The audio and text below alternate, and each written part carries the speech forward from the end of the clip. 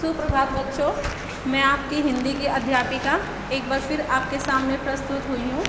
बच्चों, आज हम 8वीं कक्षा का पाठ 6 जो कि हमारी कविता है भगवान के डाकिए रामधारी सिंह दिनकर द्वारा रचित, उस पर हम चर्चा करेंगे। लेकिन चर्चा करने से पहले मैं आप बच्चों को अतीत के बारे में कुछ बताना चाहती हूँ। हमारे प्राचीन समय में जब हमारे पास डाकिया नहीं होता था तब मनुष्य अपने संदेश को कैसे पहुंचाते थे। तब वो पक्षी का ही सहारा लेते थे। पक्षी ही उनके संदेश को एक जगह से दूसरी जगह पहुंचाते थे। तो आज जो हमारा कविता पढ़ने का उद्देश्य है वो क्या है कि ये जो कविता है यह एक संदेशात्मक कविता है। यह हमें संदेश देती है। वो संदेश क्या है कि हमें संसार में विश्व शांति का संदेश फैलाना है। इसीलिए इसमें कवि ने पक्षियों और बादल को भगवान के डाकिए कहा है। ये ईश्वर के संदेश वाहक है। तो अब हम इस कविता के ऊपर चर्चा करेंगे। पक्षी और बादल ये भगवान के डाकिए हैं जो एक महादेव से दूसरे महादेश को जाते हैं। तो सबसे पहले है महादेश। महादेश क्या होता है? कोई भी बड़ा देश। मगर उनकी लाई हुई चिट्ठियाँ पेड़ पौधे पानी और पहाड़ बाँचते हैं। बाँचने का अर्थ क्या होता है? पढ़ना।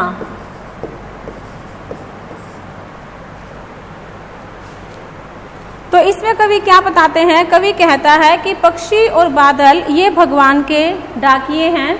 ये हमारे लिए भगवान का संदेश लाने एवं पहुंचाने का काम करते हैं।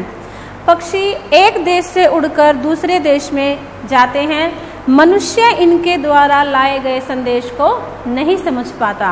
अब मनुष्य उनके संदेश को नहीं समझ पाता तो उनके संदेश को कौन समझता है? उनके संदेश को जो हमारी प्राकृतिक की चीज़ें हैं, जैसे हमारी प्रकृति की चीज़ें कौन कौन सी हैं? पेड़ पौधे पानी और पहाड़, ये सब उनके संदेश को पढ़ पाते हैं। अर्थात ये सभी उनकी भावना को समझते हैं। कहने का भाव यह है कि पक्षी और बादल विश्व बंधुत्व का संदेश लेकर एक देश से दूसरे देश तक बिना किसी भेदभाव के आते जाते रहते हैं।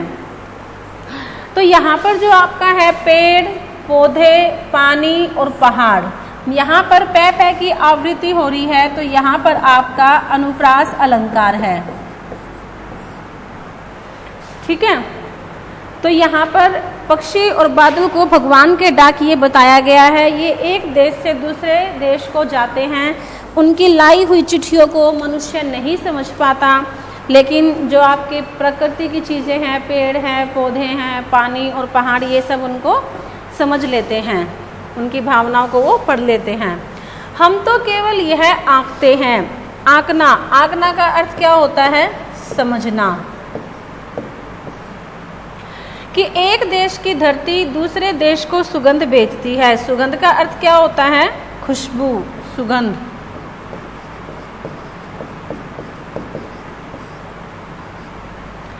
उसके बाद वह सौरभ हवा में तैरते हुए, सौरभ का अर्थ क्या होता है? सुगंध।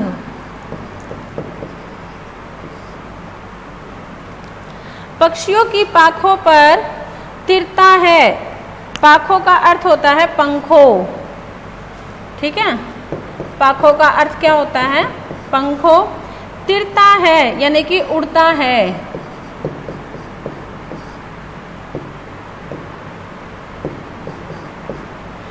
और एक देश का भाप दूसरे देश में पानी बनकर गिरता है। कवि का कथन है कि हम मनुष्य तो केवल यही समझते हैं कि एक देश की धरती हवा के माध्यम से दूसरे देश की धरती को सुगंधित पवन भेजती है। वह सुगंध हवा में उड़ते हुए पक्षियों के पंखों पर तैरकर दूसरे देश में पहुंच जाती है। इसी प्रकार एक देश के पानी की भाप बादल बनकर दूसरे देश में पानी के रूप में बरस जाती है। कहने का भाव यह है कि प्रकृति के साधन पक्षी और बादल बिना किसी भेदभाव के एक देश से दूसरे देश में आते जाते हैं। उनमें किसी प्रकार का कोई भेदभाव नहीं होता, किसी प्रकार की कोई भावना नहीं होती कि वो एक दूसरे के साथ भेदभाव करें। पक्षी और बादल जो है ये हमारे प्राकृतिक उपादान हैं। ये सब मनुष्य की भावनाओं को समझ लेते हैं, लेकिन मनुष्य उनकी भावनाओं को नहीं समझ पाता। मानव प्रकृति की गतिविधियों के पीछे छुपे संदेश और महान भावों को नहीं समझ सकता।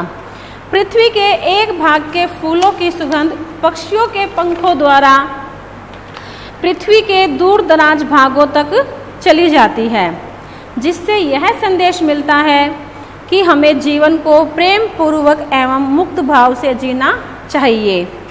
इसी प्रकार एक देश के पानी की भाप बादल बनकर दूसरे देश में बरस जाती है। अतः कवि ने यह संदेश दिया है कि यह विश्व एक है और सबके लिए है। हम सभी को मिलजुल कर रहना चाहिए और सभी के प्रति प्रेम की भावना हमें रखनी चाहिए। प्रेम की भावना हम रखेंगे तभी हम संसार में विश्व शांति का जो संदेश है वो हम फैला पाएंगे, क्योंकि ये हमारा जो विश्व है वो एक परिवार के समान है और परिवार के समान होने के कारण ही हम पूरे विश्व में भाईचारे का संदेश दे सकते हैं। अगर हम ऐसा करते हैं तो हम पूरे विश्व को एक परिवार मानकर उसमें हम अपना संदेश दे सकते हैं।